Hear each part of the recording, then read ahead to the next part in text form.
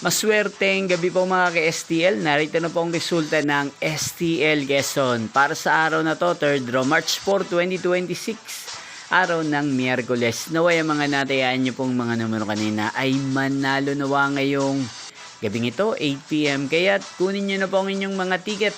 Narito na po ang resulta. Ang mga numerong nanalo sa STL Quezon. Ngayong gabing ito, March 4, 2026. 8 PM. 3rd draw result. 28 at 37 in exact order. At ngayong gabing ito sa STL Quezon, natin pong shoutout si Ate Alexa ng Quezon. Shoutout po sa inyo Ate Alexa, sana po ay nasa maayos kayong kalagayan.